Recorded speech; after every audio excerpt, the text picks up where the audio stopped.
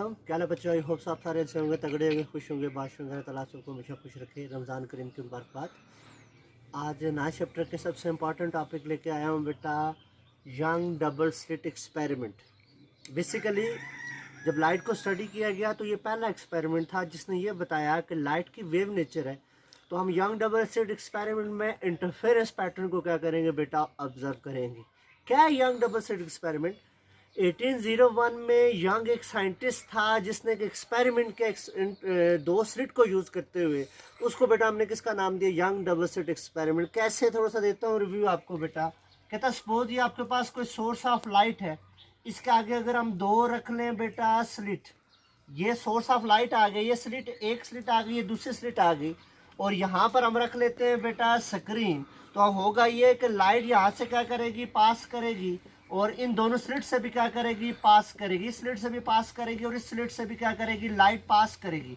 देखें, इस स्लिट और इस स्लिट दोनों से जो लाइट पास करी ये क्या है, मोनोक्रोमेटिक। ये लाइट क्या है बेटा, कोहेरेंट। और ये लाइट क्या है बेटा, यूनिडायरेक्शनल। और जब ये दोनों लाइट रेज स्क्रीन पे, ये बेटा क्या है, स्क्रीन है, स्क्रीन पे जाकर आपस में मिलेंगी तो क्या काज करेंगी बेटा, इंटरफेरेंस काज करेंगी।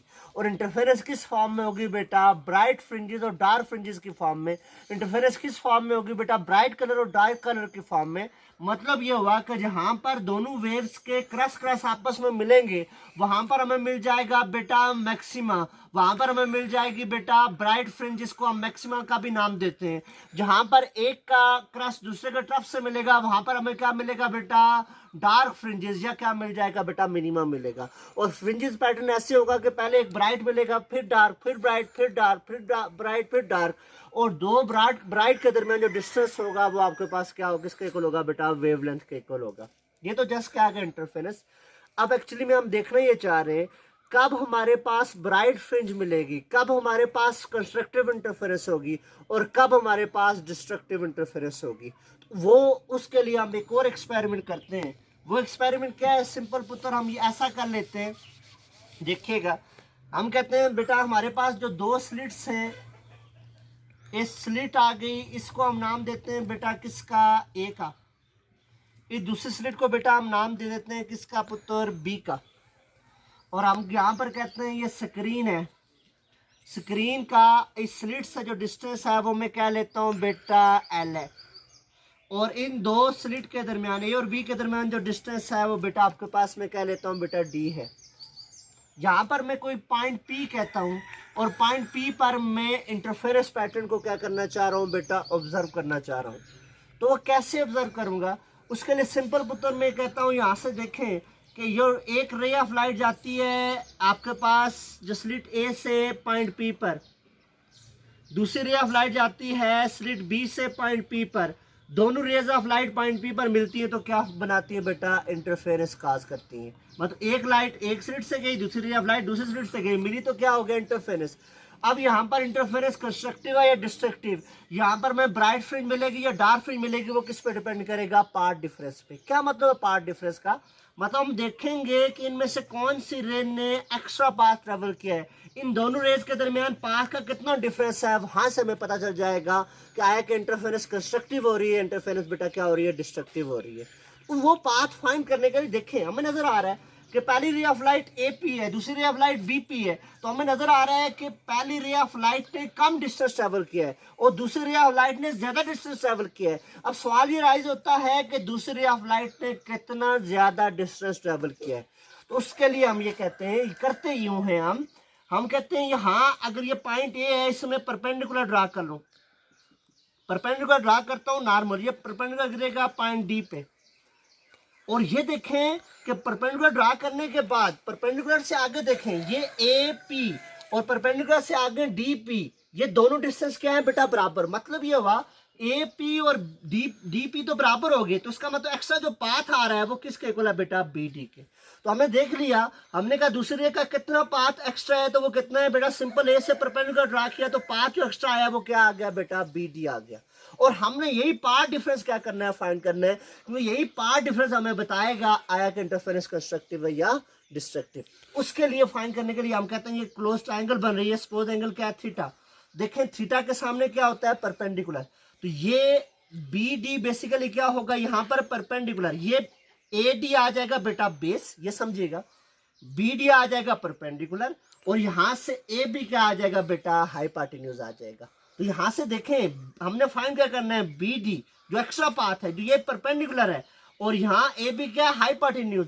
तो सिंपल ट्रिग्नोमेट्रिक फार्मूला लगा लेता हूँ यहाँ पर। तो ट्रिग्नोमेट्रिक फार्मूला ये लगा लेता हूँ सिंपल, पार्ट को फाइंड करने के लिए मैं कहता हूँ यहाँ से ट्राइंगल बन रही है, तो हम जानते हैं sine of theta is equal to perpendicular और हाइपोटेन्यूज। परपेंडिकुलर है बी डी, हाइपोटेन्यूज है बेटा ए बी।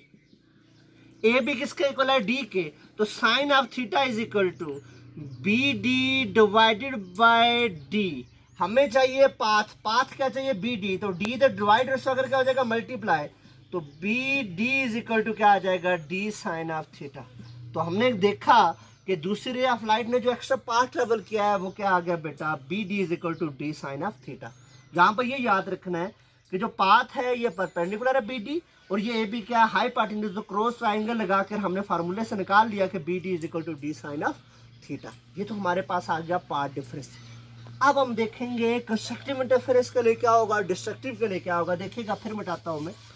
कहता है एज हमने चैप्टर नंबर 8 में पढ़ा है, for constructive interference for bright fringes the path difference must be integral multiple of lambda. Constructive interference के लिए जो पाथ डिफरेंस होता है वो इंटीग्रल मल्टीपल ऑफ लैम्डा है। मतलब क्या है, अगर इंटरफेरेंस कंस्ट्रक्टिव है या ब्राइट फ्रिंज मिल रही है तो पाथ डिफरेंस क्या है बी डी, वो क्या होगा एम लैम्डा। मतलब एम क्या ऑर्डर है जिसकी वैल्यू क्या है 0 1 2 3। मतलब पाथ अगर हमें मिल रहा है लैम्डा 2 लैम्डा 3 लैम्डा 4 लैम्डा, तो जो पॉइंट पी पर इंटरफेरेंस होगी वो क्या होगी बेटा कंस्ट्रक्टिव होगी। वो सिंपल आपके पास क्या आ जाएगी पुत्र, कंस्ट्रक्टिव। और डिस्ट्रक्टिव के लिए सिंपल पुत्र क्या है, डिस्ट्रक्टिव के लिए ये आपके पास कि पाथ डिफरेंस जो होगा वो यहाँ पर देखें आप, ये बी डी की जगह में क्या लिख सकता हूँ, यहाँ से देखें बी डी को लिख सकता हूँ D sine of theta is equal to M lambda. This is equation that represent constructive interference. D क्या है distance between this ray, theta क्या है एंगल, एम क्या है आर्डर, और लैम्डा क्या आ गई वेवलेंथ। अब डिस्ट्रक्टिव की बात करते हैं। डिस्ट्रक्टिव की बात करें तो डिस्ट्रक्टिव क्या है बेटा, हम कहते हैं हमने पढ़ा हुआ है चैप्टर नंबर 8 में कि if path difference equal to integral multiple half of wavelength then interference will be destructive. अगर path difference half of wavelength का इंटीग्रल मल्टीपल है तो इंटरफेरेंस क्या होगी, डिस्ट्रक्टिव।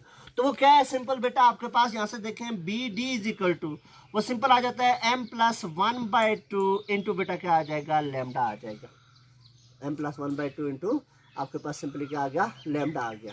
यहाँ से देखें या आपके पास यहाँ से क्या फॉर्म बन जाएगी, देखें m को आर्डर है, m सिंपल आपके पास क्या आ जाता है पुत्र आर्डर, जिसकी वैल्यू क्या है 0 1 2 3, और बी डी की जगह लिख सकता हूँ D sine of theta is equal to m plus 1/2 into बेटा क्या आ गया लैम्डा। ये किसके लिए आ गया बेटा, डिस्ट्रक्टिव इंटरफेरेंस के लिए।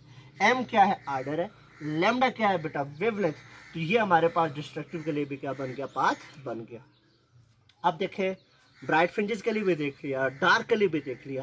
अब सवाल ये राइज होता है कि दो कंजक्टिव ब्राइट फ्रिंजेस के दरमियान डिस्टेंस कितना होगा, या दो कंजक्टिव डार्क फ्रिंजेस के दरमियान डिस्टेंस कितना होगा। उसके लिए अगेन हम आ जाते हैं बेटा डायग्राम पे। देखिएगा वही डायग्राम ले जाते हैं, हम कहते हैं ये देखें आपके पास ये स्लिट्स आ गई ए बी, इनके दरमियान डिस्टेंस डी आ गया।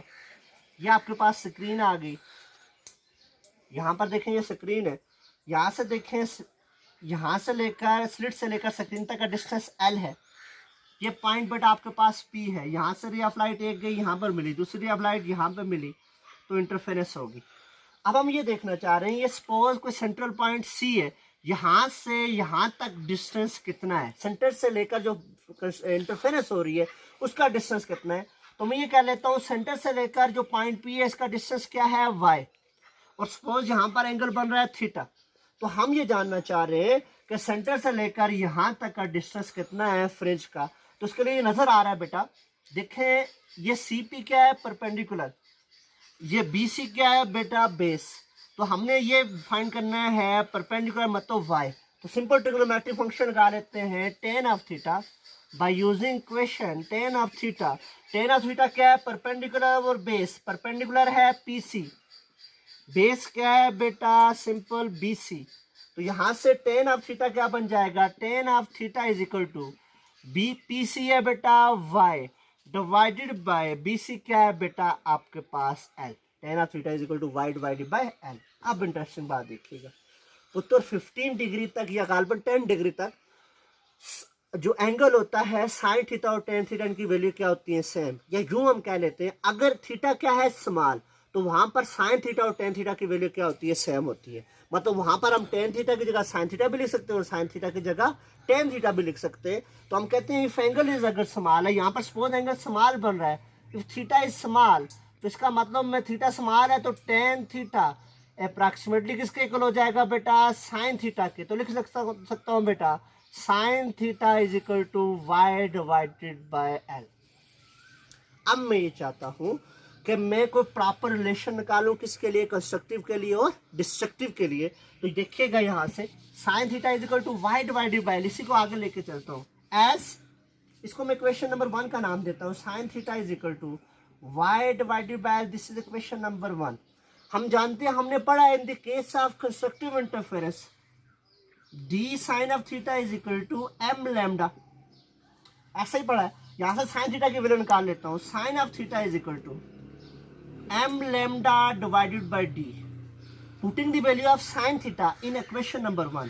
ये साइन थीटा की वैल्यू में पुट कर लेता हूं इक्वेशन नंबर 1 में, तो क्या फॉर्म बन जाएगी बेटा M lambda divided by D equal to Y divided by L.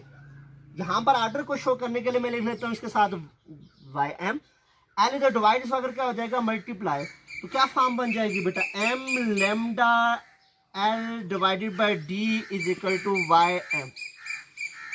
ये डिस्टेंस आ गया फर्स्ट ब्राइट फ्रिंज का सेंटर से, Y M is equal to M lambda L divided by D, या यूं लिख लेता हूं Y M is equal to M lambda L divided by D. ये डिस्टेंस आ गया सेंटर से लेकर फर्स्ट ब्राइट फ्रिंजेस, जो ब्राइट फ्रिंजेस है उसका एम ऑर्डर आ गया, लैम्डा वेवलेंथ, एल क्या है स्लिट से स्क्रीन तक का डिस्टेंस, डी क्या है स्लिट के दरमियान डिस्टेंस। अब देखिएगा मजीद की कैलकुलेशन है, आसान है मुश्किल नहीं है बेटा। यहाँ से देखें वाई एम आया है बेटा क्या M lambda L divided by D.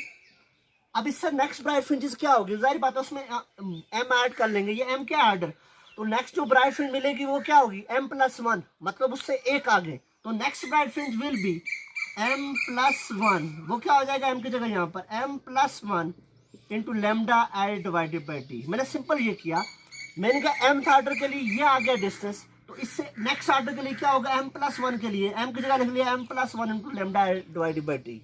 यहाँ से लिख सकता हूँ इसको m+1 इक्वल टू, इसको मल्टीप्लाई कर लेता हूं M lambda L divided by D plus lambda L divided by D. यहां से फ्रिंज स्पेसिंग फाइंड करनी है, दो फ्रिंजेस के दरमियान डिस्टेंस फाइंड करना है, तो मतलब ये वाई एम mth ऑर्डर और m+1 ऑर्डर के दरमियान डिस्टेंस कितना है, तो वो डिस्टेंस सिंपल होगा डेल वाई, और डेल वाई क्या होगा Y m+1 minus Y M. तो यहां से डेल वाई क्या आ जाएगा बेटा वाई m+1 क्या है M lambda L divided by D plus lambda L divided by D, और वाई एम क्या है बेटा simple minus M lambda L divided by D. Simple Y m+1 की जगह वैल्यू पुट की और वाई एम की जगह वैल्यू पुट की। यहां से देखें M lambda L divided by D ये और M lambda L divided by D ये क्या होगा कैंसिल, तो del Y is equal to क्या आ गया lambda L divided by D. तो फ्री स्पेसिंग हमने निकाल ली, फ्री स्पेसिंग सिंपल क्या आ गई बेटा, यहां से देखें सिंपल आपके पास आ गई del Y is equal to lambda L divided by D. मतलब फ्री स्पेसिंग डिपेंड करती है किस पे, वेवलेंथ पे, डिपेंड करती है डिस्टेंस ऑफ स्क्रीन पे, और डिपेंड करती है डिस्टेंस बिटवीन द स्लिट पे। अगर वेवलेंथ ज्यादा होगी तो फ्री स्पेसिंग क्या होगी ज्यादा, मतलब रेड कलर के लिए फ्री स्पेसिंग क्या होगी ज्यादा, और डिस्टेंस ऑफ स्क्रीन अगर ज्यादा होगा तो फ्री स्पेसिंग क्या होगी ज्यादा। मतलब आप टार्च से लाइट लगाते हैं दीवार पर, तो जितने दूर से आप टार्च से लाइट लगाएंगे दीवार पर उतनी बड़ी बड़ी क्या बनेंगी फ्रिंजेस बनेंगी, तो इसका मतलब स्क्रीन का अगर डिस्टेंस ज्यादा होगा तब भी फ्रिंज स्पेसिंग क्या होगी ज्यादा। और नंबर 3 कि फ्रिंज स्पेसिंग का डिस्टेंस बिटवीन द स्लिट के साथ क्या रिलेशन है इनवर्स। अगर डिस्टेंस बिटवीन द स्लिट हम स्मॉल करेंगे तो फ्रिंज स्पेसिंग क्या होगी ज्यादा, और अगर डिस्टेंस बिटवीन स्लिट हम ज्यादा करेंगे तो फ्री स्पेसिंग क्या हो जाएगी कम हो जाएगी। कैलकुलेशंस हैं इसकी, साथ साथ लिखिएगा, इसको अच्छे से कीजिएगा। अल्लाह हाफिज़।